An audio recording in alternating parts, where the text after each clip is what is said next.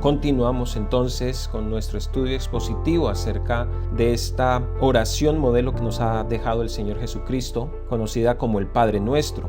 Nos encontramos ahora en la quinta petición de esta oración que está registrada en Mateo capítulo 6, versículo 12, donde nos dice la palabra de Dios: perdónanos nuestras deudas como también nosotros perdonamos a nuestros deudores.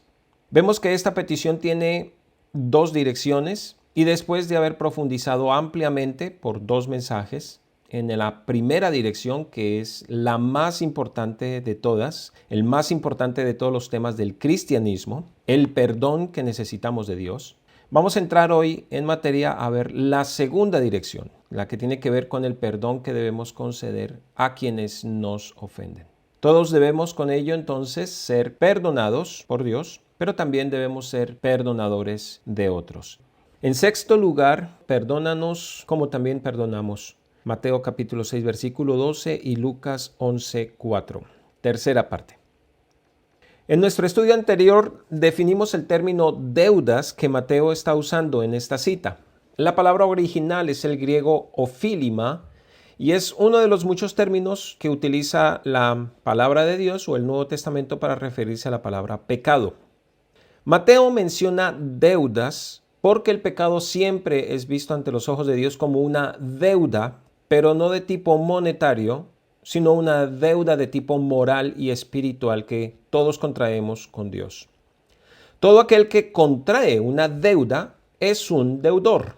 Y así como nosotros somos deudores de Dios o deudores ante Dios por cometer toda clase de pecados, todos también nos volvemos deudores unos de otros al faltarnos al respeto, al insultarnos y al agredirnos unos a otros. Cada uno debe considerar esto de forma personal. Por lo general, ante nuestros ojos, siempre son los demás los que fallan. Pero tenemos que reconocer que si llegamos a profundizar en los aspectos morales y sociales de nuestras relaciones humanas, descubriremos que todos tenemos una parte mayor o menor de responsabilidad en nuestros conflictos con los demás.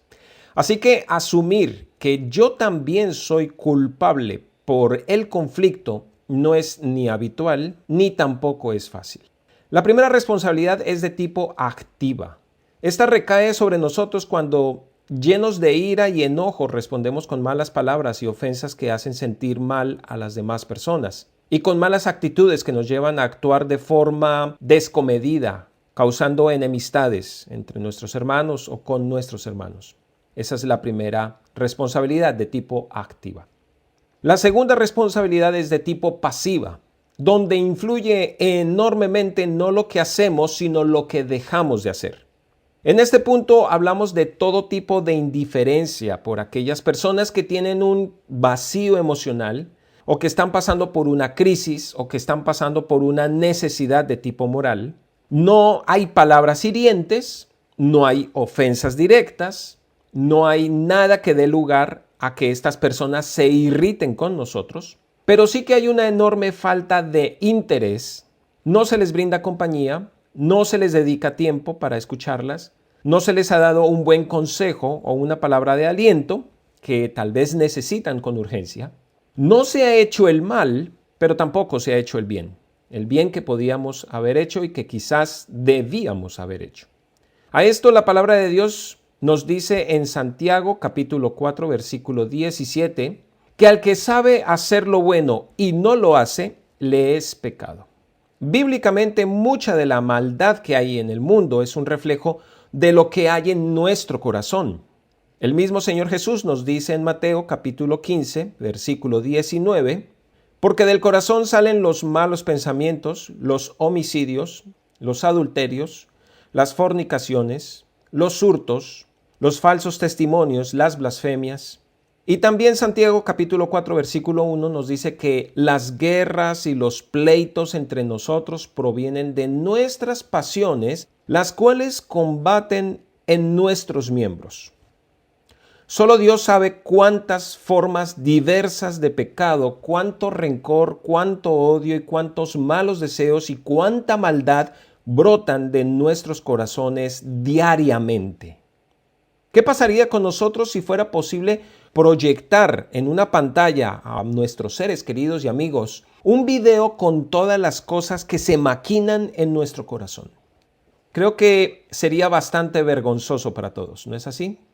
Jeremías 17, versículos 9 al 10 nos dice: más engañoso que todo es el corazón y sin remedio. ¿Quién lo comprenderá? Yo, el Señor, escudriño el corazón, pruebo los pensamientos, para dar a cada uno según sus caminos, según el fruto de sus obras. Como vemos, nuestro problema es grave en gran manera. Y para empeorar las cosas, si realmente le pedimos perdón a Dios por nuestros pecados, de la misma manera en la que nosotros perdonamos a los que nos ofenden, la pregunta sería: ¿qué tanto nos perdonará Dios entonces? Hoy vamos a ver qué es lo que el Señor Jesucristo nos quiere decir con esta frase tan comprometedora para todos nosotros. Veamos en primer lugar en qué consiste el perdón. ¿Quién de nosotros no tiene deudores en el sentido moral? ¿Quién de nosotros no recuerda a alguna persona que la haya ofendido jamás de alguna manera? De palabra, de obra, sin haber deseado hacerlo. Todos hemos sido ofendidos, pero también todos hemos sido ofensores. Unas ofensas más graves que otras, pero al final siempre hay ofensas por las que debemos pedir perdón y ofensas que debemos perdonar. Esto es claro cuando vemos el contexto en el que nos habla el Señor Jesucristo, precisamente ahí mismo en Mateo capítulo 6, versículos 14 al 15, el Señor anexa: porque si perdonáis a los hombres sus ofensas, os perdonará también a vosotros vuestro Padre Celestial. Mas si no perdonáis a los hombres sus ofensas, tampoco vuestro Padre os perdonará vuestras ofensas. ¿De qué clase de perdón nos está hablando el Señor aquí? Bien, veamos que ambos usos de la palabra perdón en estos pasajes provienen del verbo griego afimi, que traduce dejar atrás, rechazar, despachar o abandonar. Quizás el sinónimo que mejor refleja su uso aquí es el de lanzar lejos, botar lejos. Y es que eso es exactamente lo que Dios hace cuando nos perdona. De manera figurada, en Miqueas capítulo 7, versículo 19, Dios lanza a las profundidades del mar todos nuestros pecados en el momento mismo de nuestra salvación. En el momento en que nosotros entregamos nuestra vida a Cristo, nos entregamos al Evangelio, en el momento que hemos entendido nuestra condición malvada, depravada y pecaminosa delante de Dios en gran manera, y acudimos a Él y nos aferramos, nos apropiamos de ese único medio de salvación que Él nos ha provisto, que es la muerte y el juicio por nosotros. Cuando nos apropiamos de ello es cuando entonces Dios perdona nuestros pecados pasados, presentes y aún los futuros, los que estemos por cometer. Miqueas 7:19 nos dice: Él volverá a tener misericordia de nosotros. Sepultará nuestras iniquidades y echará en lo profundo del mar todos nuestros pecados. En los dos mensajes anteriores hemos tocado un tema bastante fuerte acerca de la enemistad que el hombre tiene con Dios. No solamente se trata de que el hombre se hace enemigo de Dios porque el hombre le da la espalda a Dios, sino que bíblicamente Dios también es enemigo del hombre y Dios no quiere quedarse como el enemigo. Dios no se goza con ser nuestro enemigo y por esa razón es que Él ha provisto un único medio de salvación y de reconciliación con nosotros. Dios manifiesta su misericordia. Dios quiere que nosotros conozcamos que Él también es un Dios perdonador. Pero cuando entendemos la magnitud de ese pecado que nos separa de Dios, cuando entendemos la magnitud de nuestras maldades, cuánto nos separan de Dios, podemos entonces entender el gran significado que tiene la muerte de Cristo en la cruz por nosotros. De tal manera que se volverá para nosotros nuestro único y suficiente medio de salvación. Jesucristo vendrá a ser entonces nuestro único y suficiente Salvador. No necesitaremos de nada más para adquirir salvación, para adquirir ese perdón de los pecados. Dios se olvida de nuestros pecados cuando nos perdona. Él lo puede hacer porque ha hecho justicia de nuestras injusticias. Eso mismo es lo que estamos llamados a hacer con nuestros deudores, a perdonar. Pero seamos objetivos y realistas. Si conocemos la ofensa y estamos dolidos por la ofensa, en un sentido literal será imposible olvidarnos de la ofensa a menos que Dios mismo sea quien lo haga en nosotros y borre toda ofensa de nuestra memoria. Y además, ¿cómo puede Dios olvidar nuestros pecados si uno de sus mayores atributos es ser un Dios omnisciente? ¿Un Dios que todo lo sabe? ¿Cómo puede Dios saberlo todo y a la vez también olvidarse de nuestros pecados? La respuesta está en el concepto mismo de la palabra olvido desde la perspectiva de Dios. El perdón que olvida consiste en que el recuerdo de la ofensa pasada no afecta en absoluto la buena relación plenamente restaurada. Cuando perdonamos de la forma como Dios lo hace, se saca de raíz toda sombra de resentimiento. La ofensa no sale nuevamente a relucir ni es echada nuevamente en cara. A partir del perdón se piensa y se actúa como si nunca hubiese existido dicha ofensa. Ese es el sentir de Dios cuando Él perdona nuestros pecados, y esta clase de perdón completo es tremendamente difícil aún para un cristiano que ha experimentado el perdón de Dios en su vida. Pero no obstante, un cristiano que no perdona se vuelve también una contradicción. La exhortación de nuestro Señor es clara. De la manera en la que perdonemos, seremos perdonados por Dios.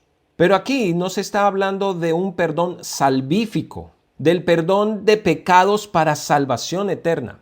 Aquí se está hablando del perdón relacional con Dios, del perdón de nuestros pecados diarios que irrumpen en nuestra comunión íntima y perfecta con Dios como nuestro Padre Celestial. Como lo vimos en el estudio pasado, la única forma en la que llegamos a tener una relación personal con Dios es solamente a través de su Hijo Jesucristo, solamente a través del Evangelio, a través del arrepentimiento y la fe en esa única obra de justificación que Cristo efectuó por nosotros en la cruz para reconciliarnos con Dios.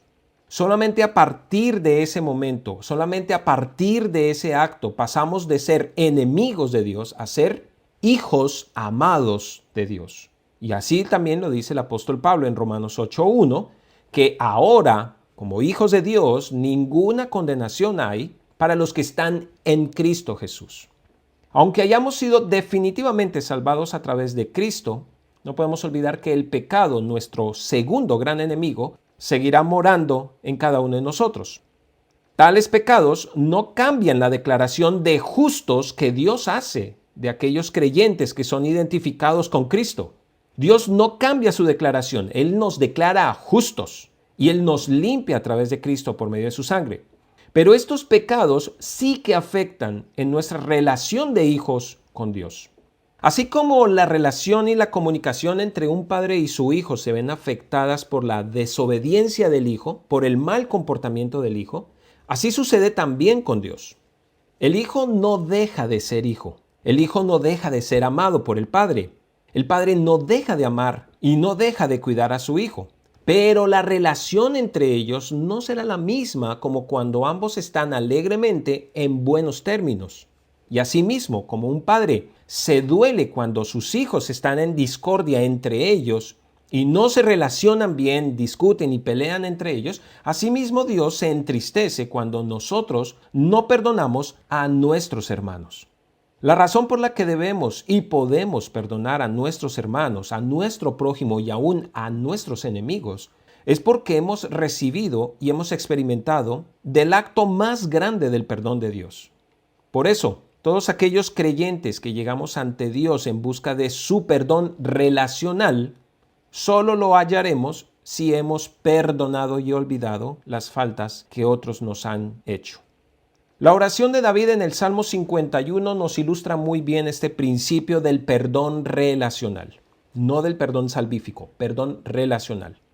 Su terrible pecado con Betsabé no le hizo perder su salvación. Es más, en el versículo 14 y en 4 citas más de todos los salmos, David siempre se dirige a Dios como el Dios de su salvación. Él reconoce que tiene la salvación a través de ese Dios vivo, único y verdadero. Pero su comunión con Dios sí es interrumpida, y eso es lo que lleva a David a exclamar en el versículo 12, vuélveme el gozo de tu salvación. Mis hermanos y mis amigos, David no clama por salvación. David clama por el gozo de su salvación. Eso era lo que se había perdido, el gozo. Y este solamente volvería cuando su relación con Dios fuera restaurada. Juan capítulo 13 nos presenta también otro modelo del perdón relacional. Lo vemos cuando Jesús brinda su servicio humilde a sus discípulos. Nuestro Señor comenzó a lavar los pies de ellos y cuando llegó a Pedro, en el versículo 6, Pedro objetó diciéndole, Señor, ¿tú me lavas a mí los pies?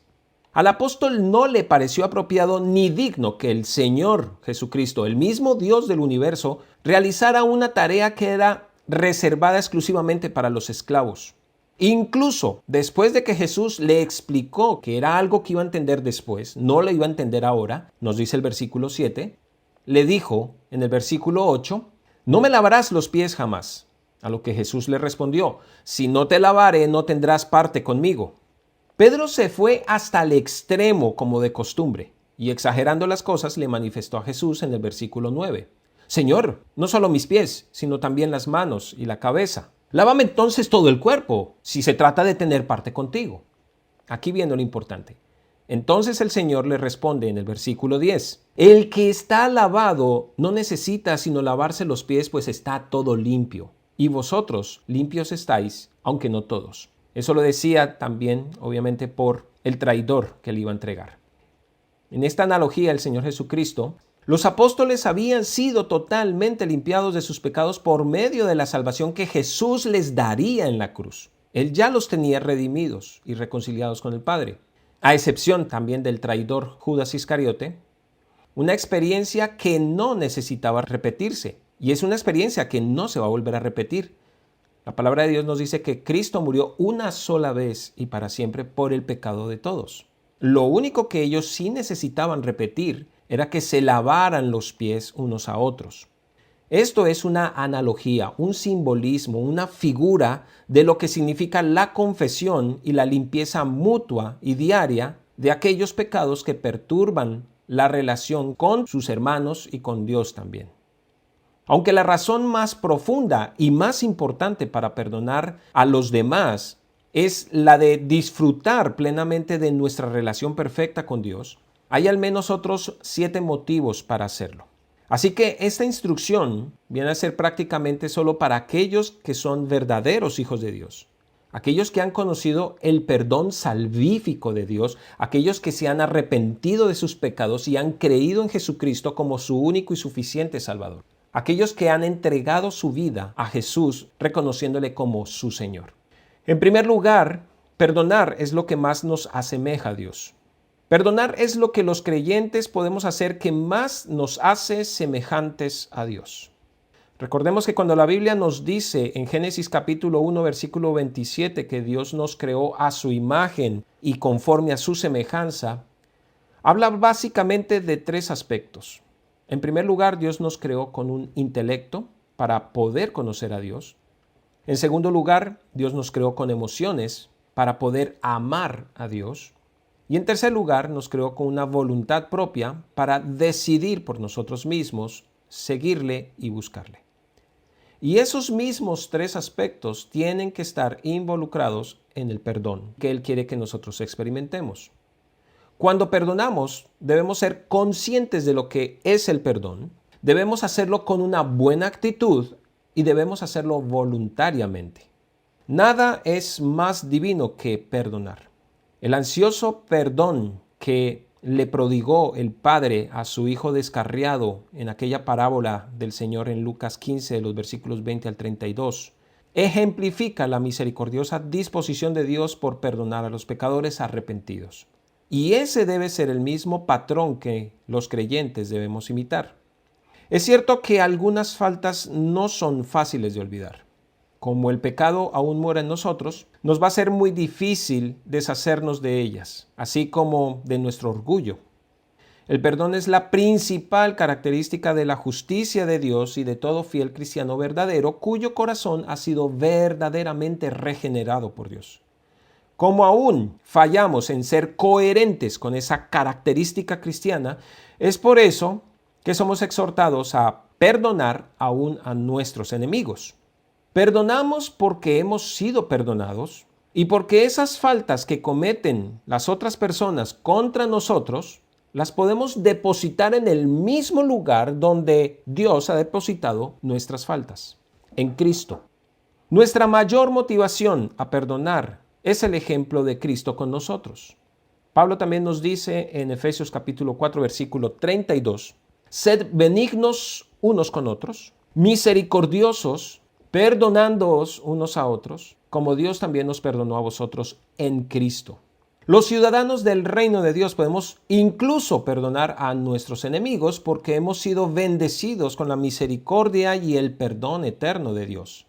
Mateo capítulo 5, versículos 44 al 45 nos dicen, pero yo os digo, amad a vuestros enemigos, bendecid a los que os maldicen, haced bien a los que os aborrecen y orad por los que os ultrajan y os persiguen, para que seáis hijos de vuestro Padre que está en los cielos, que hace salir su sol sobre malos y buenos, y que hace llover sobre justos e injustos. El Señor no nos está diciendo que esta es la condición para adquirir salvación, cuando dice en el versículo 25, para que seáis hijos de vuestro Padre que está en los cielos. No. Sino que el Señor nos está diciendo que el mayor testimonio que tenemos ante los hombres de que realmente somos hijos de Dios es que practicamos ese perdón de Dios con las personas. Al reflejar el propio perdón compasivo de Dios, el perdón del pecado de otras personas expresa la virtud más elevada del individuo, del creyente.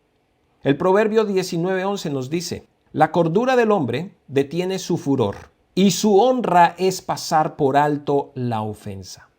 Si Cristo perdonó y perdona mis pecados, entonces yo puedo perdonar los pecados de los demás. En segundo lugar, no perdonar quebranta el sexto mandamiento. No matarás. Éxodo 20:13.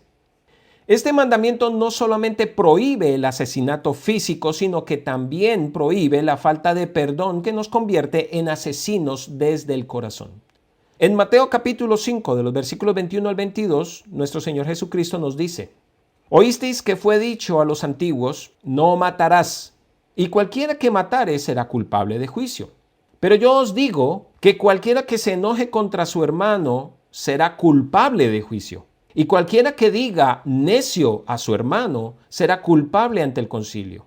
Y cualquiera que le diga fatuo, esto es, idiota, quedará expuesto al infierno de fuego. Es importante que entendamos que el Señor no está prohibiendo toda clase de enojo. Existe un enojo justo y existe uno pecaminoso. Y este es el que Dios nos prohíbe básicamente. Fue con enojo justo que el Señor limpió el templo de aquellos que lo profanaban en Juan capítulo 2, versículos 14 al 17. Asimismo, podemos enojarnos por toda injusticia, ya que el verdadero creyente ha sido justificado por Dios y ama la justicia. Y en ese sentido, cada vez que habla de la justicia, está hablando de la palabra de Dios. La palabra de Dios que siempre es justa. Un padre puede enojarse justamente cuando sus hijos le faltan al respeto a él y cuando faltan a sus instrucciones. Y por esa razón es que el padre disciplina a sus hijos. Lo que el Señor nos dice en esta cita es que no debemos prevalecer en el enojo hasta el punto de la división o el rompimiento de la relación con el hermano, ya sea que sea un enojo justificado o peor aún si es un enojo injusto y sin motivos, un enojo llevado por la ira. Esta verdad se ve confirmada también en las palabras de Pablo en Efesios 4, 26 al 27. Airaos, pero no pequéis, no se ponga el sol sobre vuestro enojo, ni deis lugar al diablo. Tanto Jesús como Pablo están diciendo que es posible enojarse, solo que no debemos dejarnos dominar por el enojo. Ellos están hablando del enojo perturbador, de la ira egoísta que hierve a fuego lento y que se nutre poco a poco sin que se apague. del rencor y de la amargura ardiente que se niega a perdonar y no quieren perdonar, ni buscan reconciliarse. El escritor de Hebreos, en Hebreos 12:15, identifica la profundidad y la intensidad de esta ira pecaminosa como una raíz de amargura. Jesús afirma que ese enojo es una forma de asesinato y que tal actitud debe ser sacada de nosotros porque tal pecado, así como todo pecado, es digno del castigo eterno en el infierno de fuego. Y se supone que nosotros hemos sido librados de dicho fuego, así que deberíamos librarnos también de dicha práctica. Los siguientes motivos para el perdón los vamos a ver ahora implícitos en la parábola de los dos deudores. Una parábola que nuestro Señor nos dejó en Mateo capítulo 18, versículos 23 al 35, y nos muestra la importancia del perdón. La parábola fue motivada por la pregunta de Pedro en el versículo 21. Señor, ¿cuántas veces perdonaré a mi hermano que peque contra mí? ¿Hasta 7? Basados en Amós capítulo 1, versículo 3, versículo 6, versículo 9 y versículo 11, los rabinos judíos instruyeron a las personas de este tiempo a perdonar no más de 3 veces, ya que Dios perdonaba 3 veces y por la cuarta ofensa juzgaba. Eso está en Amós capítulo 1. Pero Pedro, buscando un estándar más alto, estaba él dispuesto a perdonar hasta 7 veces. Esto es más del doble de lo establecido por los rabinos judíos. Asombrosamente, nuestro Señor Jesús le contestó en el versículo 22. No te digo hasta 7, sino aún hasta 70 veces 7. Si hacemos la multiplicación, eso es 490 veces. Pero esta no es una cifra exacta de veces que tenemos que perdonar a nuestro hermano. Esta cifra lo que representa es una cifra infinita. Quiere decir un número de veces que sea incontable. La idea de nuestro Señor Jesucristo es que cualquiera que lleve la cuenta de las veces que ha perdonado a su hermano, en cualquier momento pierda la cuenta y entonces se vea obligado a tener que volver a contar desde cero, hacer borrón y cuenta nueva. Eso se llama olvidar y ese es el perdón de Dios. Esto lo vemos en otra ocasión en la que Jesús también hizo una declaración parecida en Lucas capítulo 17 versículos 3 al 4. Mirad por vosotros mismos, si tu hermano pecare contra ti, repréndele, y si se arrepintiere, perdónale. Y si 7 veces al día pecare contra ti, y 7 veces al día volviere a ti diciendo, me arrepiento, perdónale. Esto nos va a introducir entonces ahora al tercer motivo del perdón. En tercer lugar, el perdón no tiene límites. Jesús cuenta una historia relacionada con un esclavo de alto rango que era culpable de malversación de fondos y le debía al rey una deuda impagable, 10,000 talentos, nos dice el versículo 24. Como el hombre no podía pagar ese dinero, el rey ordenó que lo vendieran como esclavo junto con su familia a fin de recuperar la mayor cantidad posible de dinero que éste le debía. Versículo 25. En su desespero, este hombre, nos dice el versículo 26, aquel siervo postrado le suplicaba diciendo, Señor, ten paciencia conmigo y yo te lo pagaré todo. Desde luego que el hombre no podía hacer eso. Su deuda era muy grande, su deuda era una deuda impagable. Pero de manera increíble y maravillosa, el versículo 27 nos dice que el señor de aquel siervo, movido a misericordia, le soltó y le perdonó la deuda. Esta es una maravillosa descripción de la salvación de Dios por gracia a pecadores que tienen una deuda eternamente impagable con Él a causa de sus pecados cometidos. Cualquier pecado, uno solo de nuestros pecados nos llevan a una deuda infinita con Dios. Y absolutamente nada de lo que nosotros hagamos aquí en este mundo por cumplir, por tratar de saldar esa deuda con Dios, va a ser suficiente. La única forma sería que el hombre pasara toda la eternidad en el infierno. Pero lo que sigue a continuación es más impactante aún.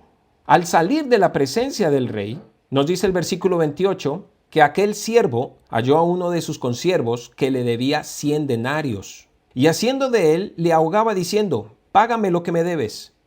En contraste con su deuda ante el rey, esta sí era una deuda que se podía haber pagado. ya que solamente representaba alrededor de 3 o 4 meses de salario para un trabajador promedio.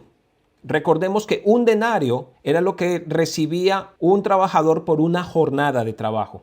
Lo que nos está mostrando es que sí es una deuda bastante grande, pero es una deuda que se puede pagar.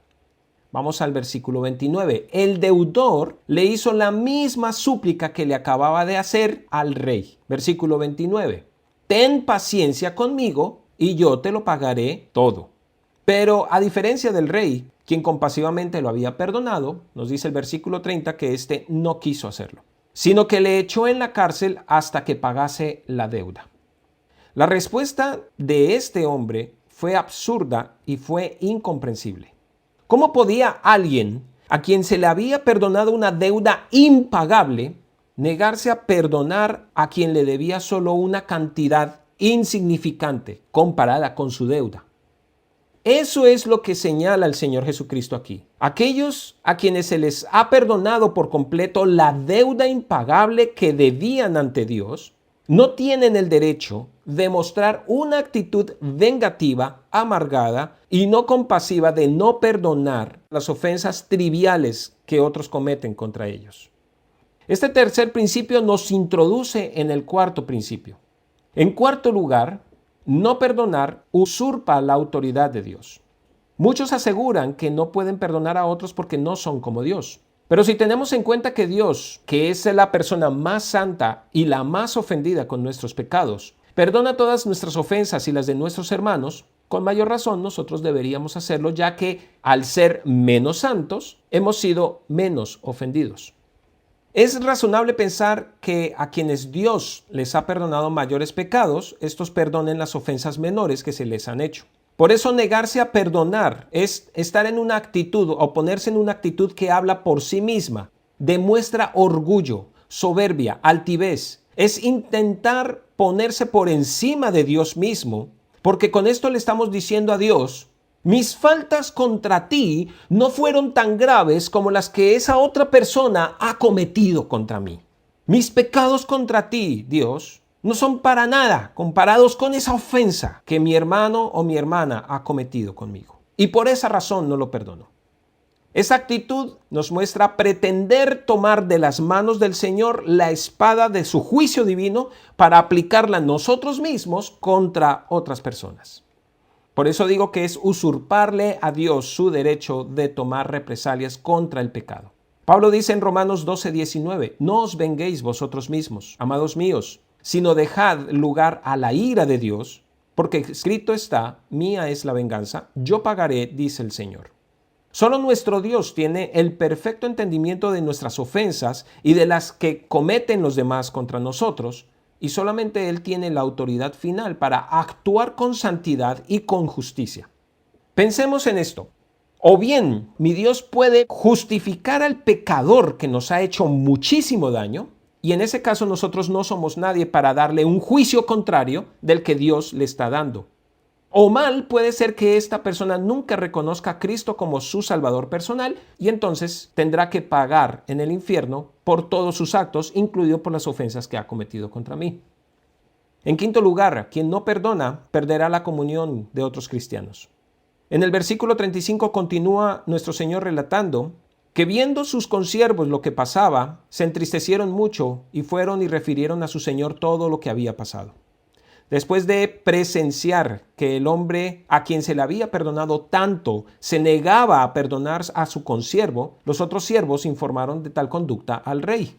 Perdonar a otros es de gran beneficio para toda la congregación de creyentes y de la misma manera la falta de perdón trae gran tristeza para todo el cuerpo de Cristo. Si hay algo que obstaculiza el poder de una iglesia, son precisamente las enemistades, los conflictos sin resolver de sus miembros. Todo aquel que falta contra su hermano o contra sus hermanos, falta también contra Dios. Y si no perdonamos a nuestros hermanos sus faltas, estaremos pasando por encima del perdón de Dios que también se les ha brindado a ellos. Como un padre amoroso que se enoja y se entristece con sus hijos cuando estos no se aman mutuamente entre ellos, así también el Señor nos dice: ¿cómo esperas que vaya bien nuestra relación si estás en conflicto con tu hermano? Aquel con quien estás enojado y aquel al que tú le guardas rencor es también mi hijo. Yo también le he perdonado sus pecados tanto como he perdonado los tuyos. Por eso Pablo nos dice en Romanos 12:18, en cuanto a vosotros dependa, estad en paz con todos los hombres. En sexto lugar, no perdonar trae disciplina de Dios. En los versículos 32 al 34, el rey convoca a este hombre implacable ante su presencia y lo reprende con severidad. Veamos los versículos. Siervo malvado, toda aquella deuda te perdoné, porque me rogaste. ¿No debías tú también tener misericordia de tu consiervo como yo tuve misericordia de ti? Entonces su señor, enojado, le entregó a los verdugos hasta que pagase todo lo que le debía.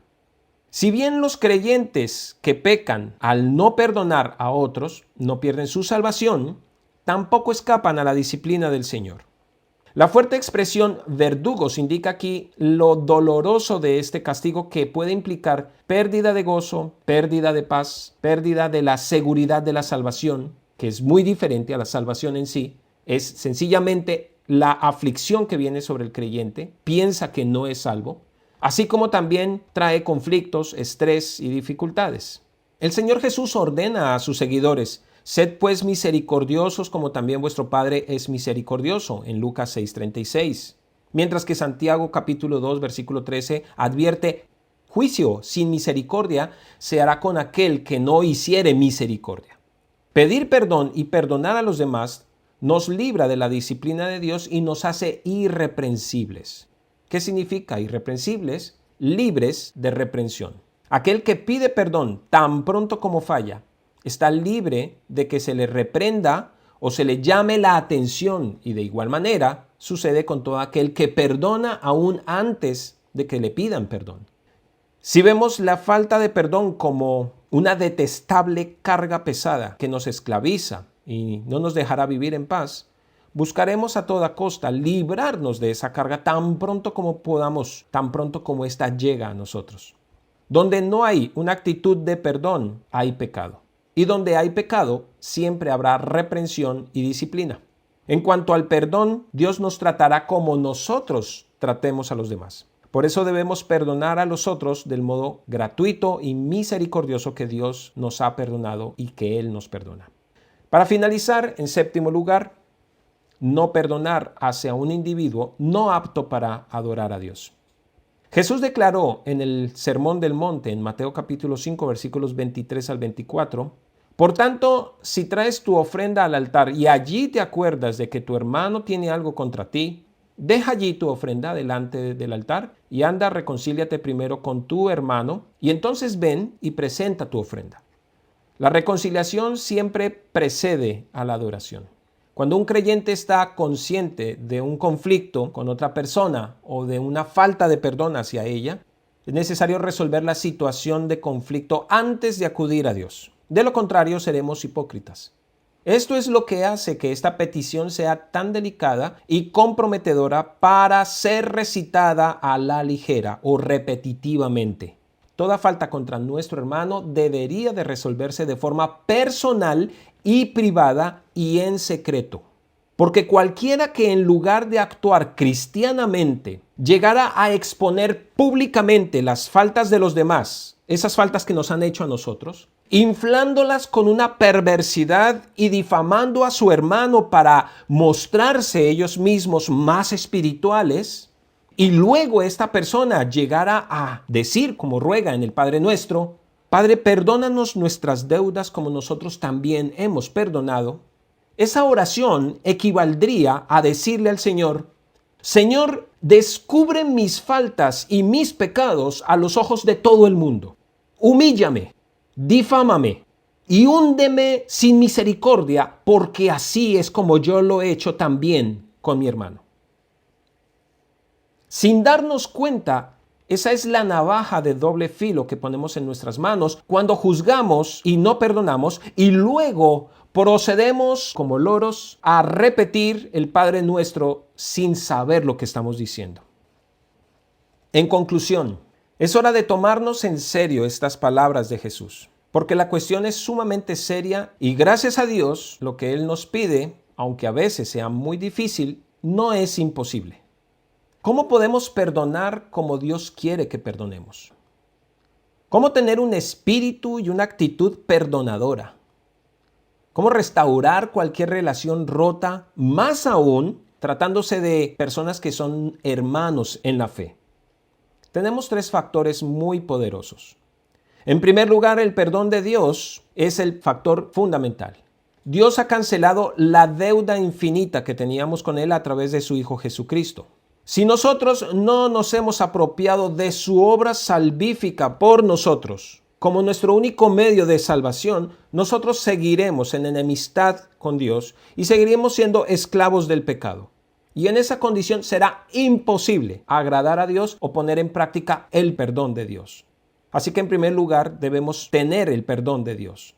En segundo lugar, tenemos el ejemplo de Cristo. Ahora sí, como somos hijos de Dios, como nos hemos apropiado del Evangelio, nos hemos apropiado del sacrificio de Cristo en la cruz por nuestros pecados, podemos tomar el ejemplo de Cristo, quien mientras estaba sufriendo en la misma cruz por nosotros, exclamó diciendo: Padre, perdónalos porque no saben lo que hacen. Y solo aquellos que hemos probado, que hemos conocido y que hemos experimentado de ese perdón infinito de Dios sobre nuestros pecados, podemos poner en práctica ese ejemplo de nuestro Señor Jesucristo en nuestra nueva vida con Cristo. Cuando veamos no solamente a un hermano, sino a cualquier impío o a cualquier pecador que nos falta. Señor, ten misericordia de él, porque si este hombre que no te conoce llegara a morir, está en graves aprietos. Lo que le viene encima es el juicio eterno de Dios y la separación eterna en el lago de fuego. ¿De qué me sirve airarme contra esta persona? ¿De qué me sirve guardar rencor contra este vil pecador que al final morirá eternamente por sus pecados? Tú me has librado a mí, te pido que en la misma misericordia tengas misericordia de él, para que más bien él conozca el amor de Dios y pueda adquirir ese perdón. Eso en segundo lugar. Y en tercer lugar, contamos con la acción del Espíritu Santo en nosotros. Si es que nos hemos apropiado del Evangelio, tenemos la promesa de Dios que su Espíritu está en nosotros. No solo es importante ser libres de la esclavitud al pecado, también necesitamos la presencia del Espíritu de Dios en nosotros. Porque por nosotros mismos será imposible lograr un perdón como el que Dios demanda de nosotros. Solo el Espíritu Santo de Dios es quien produce su fruto en nosotros. No somos nosotros los que hacemos ese fruto. Es el Espíritu Santo de Dios quien produce ese amor, ese gozo, paz, paciencia, benignidad, bondad, la fe, la mansedumbre y la templanza en nosotros. Y ese fruto será indispensable para lograr perdonar las ofensas de nuestros hermanos y aún de nuestros grandes enemigos. Esa es la única forma en la que el reino de Dios se hará visible entre los hombres y la voluntad de Dios se cumplirá en la tierra, de que el reino de Dios llegue a este mundo. Que se cumpla la voluntad de Dios en la tierra, así como en los cielos. Entonces, ¿qué viene primero? ¿Cuál es el orden moral? Primero perdonamos nosotros y luego vamos y pedimos perdón a Dios. ¿O primero le pedimos perdón a Dios para luego ir y perdonar a los demás?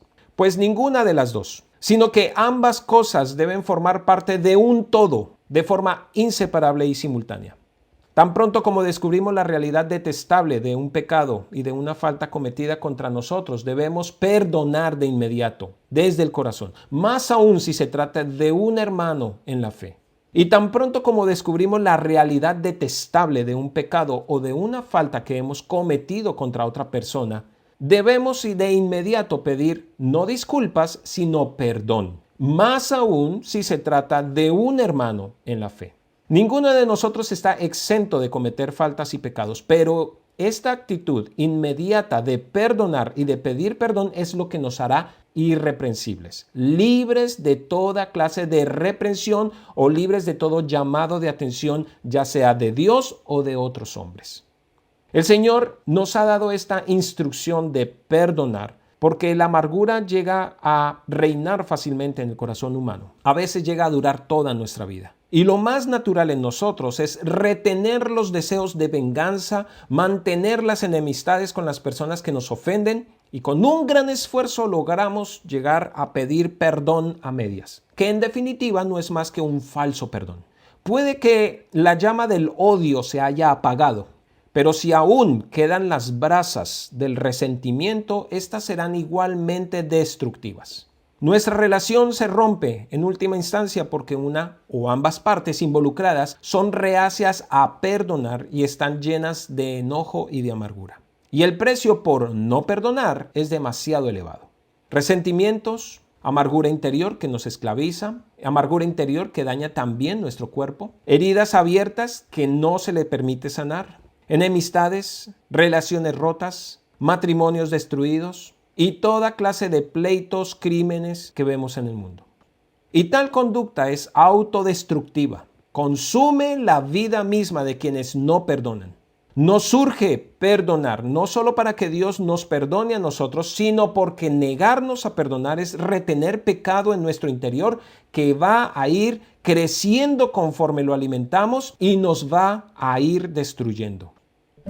Así como en el estudio de la petición anterior vimos que el pan recibido del Padre debe ser un pan compartido con el hermano, asimismo el perdón recibido del Padre debe ser un perdón compartido con el hermano.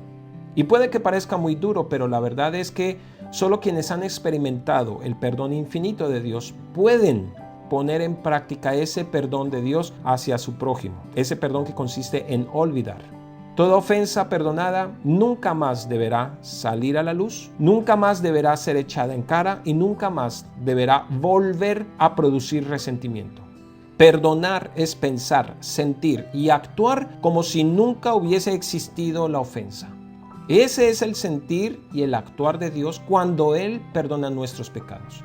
Pensemos seriamente en esta petición y examinémonos a nosotros mismos, evaluándonos a la luz de la palabra de Dios y pidámosle a nuestro Señor que nos capacite para cumplir su voluntad de perdonar a otras personas, de perdonar a nuestros semejantes de la misma manera en la que Él nos ha perdonado. ¿Consideras que de todo corazón, con toda sinceridad y con la convicción de que Dios ya te ha perdonado, puedes decir: Padre mío, de la forma como he perdonado a mis deudores, te pido hoy que me perdones mis deudas y mis pecados hacia ti? Yo espero que así sea. Amén.